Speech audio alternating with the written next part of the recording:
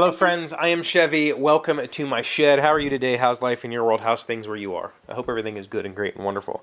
Today, it's another book to talk about, and a little bit of a different kind of book. This is the Amazon Holiday Wishbook that just showed up in my mailbox this week, and I was like a little kid with this thing. I guess they, according to somebody on Twitter, I guess they had one of these last year. I didn't see last year's. This is the first time I've seen it, so. This is, when I saw this, so many memories of being a child came back because of this stupid little book. And this one is only like 90 some pages. If you're a child of the 80s and 90s like I am, then you saw the catalogs. You saw the Sears Holiday Wishbook, the JC Penny's Christmas catalog. They would be these big, thick books just full of toys. Well, the Wishbook was a toy book. Like, there might be some kids' clothing in there, but it was all just kid stuff. And it was a big deal. Like, I can remember the year that the Teenage Mutant Ninja Turtles toys came out. They hadn't even come out yet. They came out during that holiday season, and the first time I got to see them was in that Wishbook. And I was like, I have to own these. And I guess if you watch the Netflix series, The Toys That Made Us, I didn't really know this, but the toy industry, the action figure, the dolls, that stuff really kind of, the boom happened in the 80s. There was toys and dolls, a while back, but the real, like, huge boom was in the 80s when they started to do cartoon tie-ins. When the cartoon tie-in with the toy industry exploded, and it became this huge thing. And these books, when I was a kid, was the only way to find out what was coming. There were no newspaper articles that talking to kids about upcoming toys. The only way you knew about what was going to be available for the holiday season was this book. This book that came in the mail every year was the preview of the toys that were coming for that Christmas. And it was huge. And I can remember just sitting down and flipping through and earmarking pages and circling things. And I want this and that and this and that. And I did the same thing with this. I haven't earmarked it or looked, but I literally looked through all of the pages in here. And there's things like a cute little, checklist. They did there's a little like fill in the blank Mad Lib type thing. There's a couple pages in, there is a little like color by the number. There's a holiday story, a winter's tale. There's a sticker sheet. There's all this really cute little kidsy stuff, but then there's also just pages and pages and pages of toys. All the fun stuff that you could possibly want.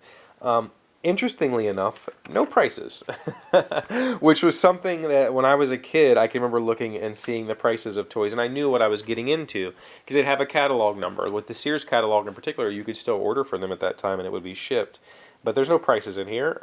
These are just like numbers you could search on Amazon. Some of these are Amazon exclusives. It's a very Amazon-specific selling tool. But the interesting thing is, I got this, and I realized, number one, that the Holiday Wishbook wasn't a thing anymore. And then I also realized, why not? Like, this was the Wishbook that I saw as a child was a marketing tool for children. Like, it was, there's no denying it targeted the children of the house.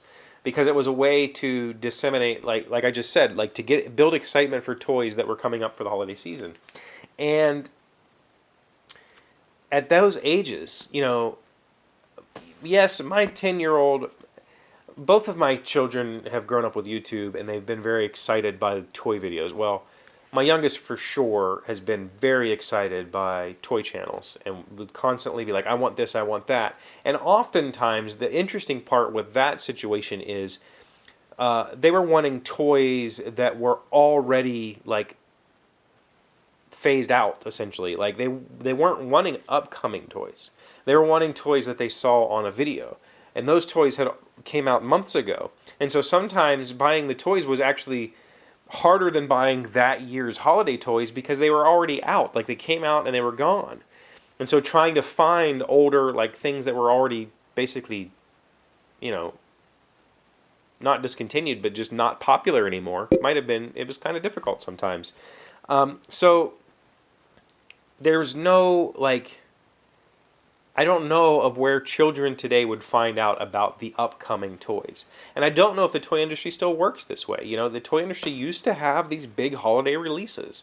And it was, you know, if you wanted it, you had to order it, or it wasn't going to be available. Your parents weren't going to be able to go to the store and get it because it would just sell out that fast. And it was just such a exciting time as a kid to see what was coming, what was, you know, what was available. Here they even have it broken down into some preschool ages. They have the Lego section. They have, you know, this is so very similar. I would say the biggest difference that I see in this book to the books that I saw as a kid is these are just toys on like plain colored backgrounds.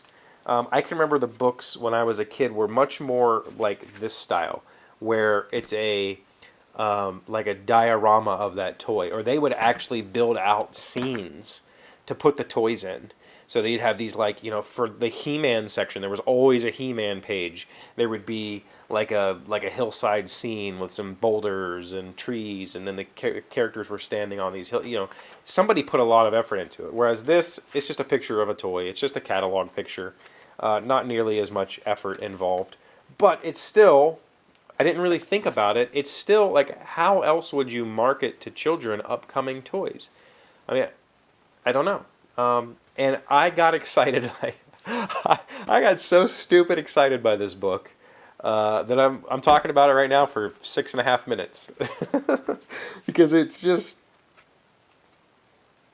I wish my children were still young enough to appreciate it, right? Like, I wish they still had that joy of, do we even have cartoons anymore? Are cartoons a thing? I don't know that my children have had cable, really. So I watched cartoons and got excited about the toys that went with those cartoons. I can't say that's ever happened with my children. I don't know that they've ever wanted cartoon toys. So is that, it's just not a thing anymore? I don't know. I don't know what they would think of this. But it was, as says on the cover, joy delivered. I got a lot of joy out of looking at this little book. And lots of interesting memories. That's all I have for you today. Thank you for being here, as always. Thank you for liking and commenting, subscribing, being amazing friends and wonderful people. I really appreciate you. And I will see you again tomorrow. Today's word you should know to sound smart is coup. It is a noun, meaning when a person already in a position of power forcibly seizes control. Sophia took control of her father's company while he was in the hospital, an act the investors considered a bit of a coup. A coup. C-O-U-P.